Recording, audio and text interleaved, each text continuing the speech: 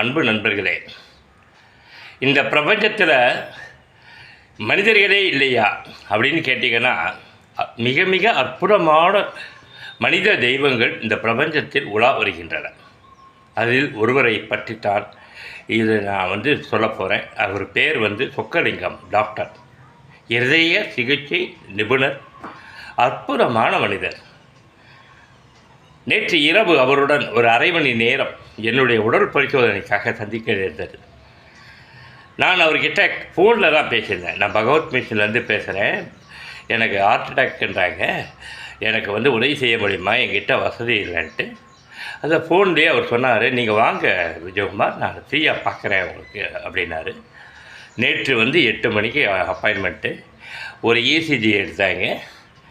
மிக மிக அன்புடன், பொறுமையுடன், கவனத்துடன் எனக்கு என்ன பிரச்சனை, எதனால் இந்த ஹார்ட் அட்டாக் வந்தது, மனம்ங்கிற ரசாயன கலவையில் அகத்தில் நிறைய அழுத்தங்கள் காரணமாகத்தான் உங்களுக்கு மாரடைப்பு வந்தது அப்படின்லாம் விளக்கம் கொடுத்து எனக்கு புரிய வச்சு, சந்தோஷமாக இருக்க பாருங்கள் வாழ்க்கையில், இதுதான் உங்களுக்கு வாழ்க்கைன்னா கூட அந்த வாழ்க்கையை அனுபவிக்க பாருங்கன்னு அட்வைஸ் பண்ணி ஒரு கடிதம் ஒன்று ஜிஹெச்சுக்கு கண்ணன் என்கிற பெயரோடு ஒரு கடிதம் எழுதி இவரை போய் பாருங்கன்னார். நான் ரொம்ப கண்கலங்கி அழுதுட்டேன். அவர் முன்னாடி அழுதுகிட்டே நான் வேப்பேரியிலேருந்து பஸ்ஸில் வரேன். எடுத்த உடனே என்னுடைய நான் பஸ் ஏறதுக்கு முன்னாடி ஒரு வயதான பெரியவர் பசிக்கிறையானார். நான் வச்சிருந்த காசில் டக்குன்னு கொடுத்துட்டேன், போய் சாப்பிடுங்க யாராவது. அந்த 10ன்னு கோடு போட்டு காமிச்சார். நீங்கள் என்ன ஸ்டேஜில் இருக்க, 1ல் இருக்கியா 2ல் இருக்கியான்னாரு. நான் 5க்குள்ளே 3 அந்த ரேஞ்சு தான் இருக்கேன்னேன். இல்லை, நீ 10ல் மாறணும் அப்படின்னார்.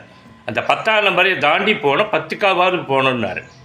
அந்த 10ஆம் இடத்துக்கு 10ஆம் இடத்துக்கு செல்வதற்காக போகிறேன். அந்த 10ஆம் இடம் என்பது என்ன தெரியுங்களா?